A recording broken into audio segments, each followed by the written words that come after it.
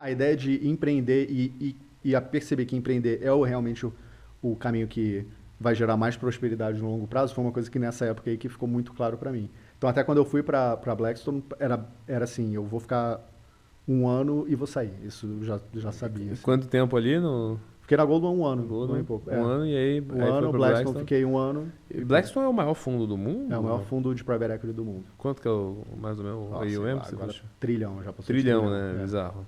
É E gigante. muita gente, né? Cara, não era tanta gente. Na época que eu entrei, era 2 mil e poucas pessoas. Não era tão grande. Assim. Na Goldman, você era um nada. Então, assim, por exemplo, eu não interagi com nenhum partner da Goldman. E tem, sei lá, 200 partners. No Brasil? Talvez. Não. No Brasil tem um. Na época tinha um, agora tem, sei lá, 2, sei lá. Tem 200 no mundo, mas eu não interagia com ninguém. Você era uma pecinha minúscula numa máquina, então assim, você era irrelevante. Mas era, sei lá, tinha 200 mil pessoas na Goldman, era um negócio assim, muito grande. Na Blackstone, o John Gray, que agora é o CEO da Blackstone, na época ele era o CEO da parte de real estate, que é o maior business da Blackstone, que era onde eu trabalhava. E, cara, ele veio pro Brasil, a gente foi andar no shopping Plaza Niterói, no Natal, assim, que a gente estava vendo o portfólio ali da BR Malls e tal. E aí eu lembro eu andar junto com um cara, assim, tipo, era eu e o Zé, amigo meu que trabalhava junto comigo, e os dois gringos que eram nossos chefes, assim. Cara, então, assim, um grupo de poucas pessoas, trocando ideia com o cara, e o cara, assim, maravilhado ali, olhando um monte de gente comprando no shopping. Oh, this is amazing. E eu O pensando... CEO?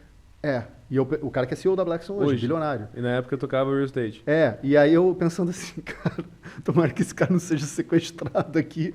Porque, cara, eu acho que ele não sabia o perigo que ele estava passando. Mas o ponto na Blackstone era muito menos gente. Na época, eu acho que só perdia para o Google em receita por funcionário. Então era bem menor, era 2 mil funcionários para um negócio gigante. E então, no Brasil? 5. 5 pessoas? Era 3 brasileiros, né? Então era o nosso chefe, que era o MD, eu e o Zé, que é um amigo meu, que é founder da Lastro, que é uma outra empresa, um grande amigo meu até hoje, e 2 gringos que vieram do escritório de Nova York, que a gente estava meio que montando o escritório para ser um escritório da América Latina na época, aqui. Pô, e agora perdeu o OnlyFans também aí na receita por Esse daí, cara, esse nem tinha na época, mas... Esse aí tá forte, mano. Tá louco. Pô, agora eles estão fazendo um maior movimento pra deixar de ser mais das putarias e tal, eu vi, né? Vai agora meio esporte e tal. A galera do esporte lá, pô, estão com essa narrativa aí. Deve estar pagando pouco pra essa galera publicar pro mundo que tem um OnlyFans, né, mano? Tá louco. E aí, cara, tu ficou um ano lá, não ficou mais? Um ano. Fui, peguei meu bônus e vazei. E aí, qual que é a próxima jornada? Eu já tinha, quando eu estava na Goldman, foi a primeira vez que eu comprei Bitcoin. Então, ali em 2014, assim. Tinha um amigo meu que, gostava muito, mostrou, falou, cara, olha esse negócio aqui no Reddit. É interessante que a Goldman, na época, eles produziram até um relatório sobre o Bitcoin. Quando furou a primeira bolha mais mainstream, que foi 2013. Saiu de 1.000 para, sei lá, 100, entendeu? Foi um negócio assim. E aí, eu tinha comprado um pouquinho e tal, mas era um negócio que eu falei, eu comprei a tese, né? Não tinha tanta grana. Quando eu saí da Blackstone, eu fui passar um tempo em São Francisco. Um amigo meu estava fazendo Stanford, e eu fui passar lá um mês com ele. E aí, fui falar, já que sabia que eu queria empreender. 2015 o quê? 2016. 16. Aí eu já sabia que eu queria empreender. E aí lá eu, falei com bastante gente e tal. E uma das coisas que eu fui foi numa palestra onde o Vitalik falava, ele era o main... Mas era assim, sei lá, tinha 50 pessoas, era relativamente pequena. Ele novão assim, né? E aí tinha também o Fred Urson, que é o fundador da Coinbase. Na época eu acho que ele ainda estava na Coinbase. Pô, o Fred é uma figura, né, mano? Cara, eu depois acabei conhecendo ele em outro contexto, né? Pô, já dei muito rolê com ele, mano. Ele é meio autistão, assim, né, cara? Mas é muito gente boa também, né? E assim, a minha impressão na época foi... E aí tinham outros caras, o cara que fez a Filecoin, tinha algumas outras pessoas nessa palestra. Você tava bem envolvido aí, hein? Mas era uma palestra, assim, entendeu? Eu fui lá, me inscrevi, lembro aquele negócio que, enfim, tem um app que você se inscreve nessas coisas assim, eu vi, vou me inscrever aqui. Fui completamente aleatório, não tinha contato. E aí eu falei assim, cara, essas pessoas são bem inteligentes. Tipo, ficou muito claro assim pra mim, eu não entendi 10% do que eles falaram, mas eu percebi que, cara, tem pessoas bem inteligentes fazendo isso, e tem mais do que só Bitcoin. Eu acho que esse foi a virada de chave. E aí eu resolvi colocar uma parte relevante assim do meu bônus da Blackstone em Ethereum, na época. E o Pô, Ethereum e tá segurando até hoje tava aí. $13 na época. Não, eu fui bem trader assim ao longo do tempo. Mas enfim, mas esse daí deu certo. Infelizmente. Ah, não, esse deu certo. Esse deu. Graças a Deus, irmão. É, mas eu voltei pro Brasil. Eu comecei até uma outra empresa antes, que é a Turbi, que é uma empresa De carro? De aluguel de carro? Já aluguei bastante lá na Turbi, pô. Ah, é? Pô, é nada. Mas tem um outro co-founder lá, né? Tem o outros que dois que eu toca. falo. Não, eu saí com 6 meses de empresa, Ah, entendeu? pô, tá indo bem, né, o negócio. Pô, cara, existe até hoje, né? Acho que tem, sei lá, 8 anos isso da. Pô, tentei Isso daí. chamar lá o cara, o maluco falou que não quer aparecer em lugar nenhum, que ele não quer papo com ninguém. Falei, dureza. Cara, foi interessante ali. Assim, a gente teve. Acho que tiveram duas coisas, assim, né? Eu não conhecia tão bem os outros co-founders. Eu tinha trabalhado com um deles na Goldman, que hoje em dia até o CEO. Tinha trabalhado com um deles na Goldman. Mas, assim, se você, não conhece bem as pessoas, cara, no primeiro desentendimento que você tem que, sei lá. O tempo todo, né? O tempo Vai ter- inteiro, é. toda semana. Aí você fala assim, cara, não vai dar isso aqui. Então, e todo mundo já tinha me falado isso, tá? Então, mas você só aprende quando acontece. Você fala assim, E esse aí- conselho é bom, mas no meu caso é diferente. Tá Não, ligado? e também pra mim parecia assim, mas pô, já achei aqui uma tese, já tô fazendo um negócio e tal. Parece que era um jeito de começar, e de certa forma foi mesmo. E aí, meio ali de 2017 também, o mercado de cripto já tinha explodido. Então esse foi um outro trigger, assim, porque o mercado de cripto tinha explodido. Eu falei, pô, esse negócio que eu achei que era só um investimento que eu ia fazer no canto aqui, ele virou efetivamente um mercado. Começaram os ICOs e tal. Eu falei, cara, vai dar para fazer alguma coisa nesse mercado aqui. E aí eu comecei meio que a maturar a ideia de ter um fundo para investir nisso.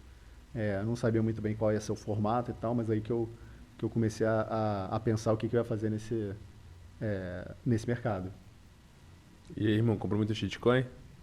Acabou que não. Assim, eu percebi. Como que foi chegando na tese do que a gente acabou fazendo, né? A ideia era, vou fazer um fundo. Eu queria fazer algum veículo de investimento porque minha tese era, cara, esse mercado aqui ele vai sair do valor dele atual e daqui a 4, 5 anos ele vai estar vendendo mais. No meio do caminho esse negócio vai subir, descer, alguma coisa vai acontecer. Que pode ser o nosso edge aqui? Não era comprar token aleatório, porque a gente não tinha acesso nenhum especial. O gap informacional era muito grande, não tinha modelo para você avaliar esses negócios se eles iam dar certo ou não. Era tudo meio venture bet e a gente não tinha nenhuma vantagem como venture. E aí o que a gente acabou indo foi para dados. Então eu montei um time inicial ali que analisava os dados de blockchain, on-chain, para ver o que a gente conseguia extrair daquilo ali como informação. E aí acabou que eu conheci um cara que foi meu sócio ali, é nosso investidor até hoje, um grande amigo, que é o Shira, que ele estava trabalhando na época com dados on-chain de Bitcoin para fazer previsão de preço. Ele criou várias métricas que o pessoal usa no mercado até hoje. Era bizarro, porque assim, eu conheci o cara no Twitter, muito aleatoriamente. Eu falei, cara, esse nome assim, né, Renato, era brasileiro, será? E aí o cara morava a 2 quadras de mim, entendeu? Então assim, aí a gente começou a se falar, eu falei, eu já tô com um time aqui, aí ele virou sócio e a gente se juntou para buscar um jeito de ganhar dinheiro nesse mercado. E aí, o que a gente acabou fazendo, a gente teve duas teses. Então, uma era, vamos tentar fazer modelos para prever preço de Bitcoin, e aí isso pode ser um fundo. Mas o que acabou dando certo e que acabou gerando mais grana para a gente nessa empresa foi market making, que é basicamente isso. Você não toma nenhum lado de preço, você tenta só capturar um pedaço do volume do mercado e ganhar no spread. Então, quando você vai lá numa bolsa de cripto, ou qualquer bolsa, na verdade, tá? Você vai ver assim, Bitcoin para comprar tá 100, para vender tá 99. Então, pensa que se eu estiver constantemente comprando e vendendo dos dois lados aqui, eu vou estar ganhando esse 1%. Exato. Então, o quanto você ganha é o tamanho do spread versus o volume que o mercado fez naquele dia, se você se posicionar direito, porque o grande risco disso daí beleza, mas o Bitcoin caiu 10% agora lá fora. Então você tem que se movimentar rápido, então tem que tradear de maneira algorítmica, eletrônica, não dá para fazer isso daí na mão. Passou o tempo que dava para fazer isso na mão há muito tempo. O mercado ficou muito mais competitivo. E a gente chegou a ser bem competitivo, principalmente aqui no Brasil. A gente operava ali no mercado Bitcoin, o que até virou sócio da empresa. E aí foi isso aí que a gente fez até fazer a E Fingerprints. chegou num volume bom, assim, cara, de... De receita, a receita fazia para dois sócios basicamente sozinhos, entendeu? E um pouquinho ali de sócio angel, entendeu? A gente levantou 1,5 milhão de reais para a empresa com angel. Antes disso foi tudo do meu bolso, depois do meu bolso junto com o do Shira, pagando o time e tal, e investindo no nosso próprio capital. Aí depois a gente que levantou dinheiro, a gente botou um pouquinho de capital a mais para rodar. Mas você tem que ficar constantemente com o market making, você gira o mesmo capital, então você fica constantemente tirando. Num dia bom você fazia, sei lá, 30, 40 mil reais de lucro. Assim. E não dava pra escalar tanto, ou dava? Não dava para escalar, esse era o grande problema. A gente no Brasil bateu no teto, aí a gente foi para fora, aí começou a tentar nas exchanges lá de fora, e nas exchanges lá de fora já era outro jogo. Que um monte de gente tava fazendo a mesma coisa, Muito. imagina. Não, e empresas. Até hoje em dia, empresas que fazem no mercado tradicional, fazem na Nasdaq, que fazem cripto também, entendeu? Aí era outro jogo. A gente aprendeu a fazer isso. Um dos caras que foi mentor nosso, que até hoje é meu investidor, foi um cara que é um dos principais market makers aqui do Brasil. Ele faz na BMF, ele é bem grande, assim.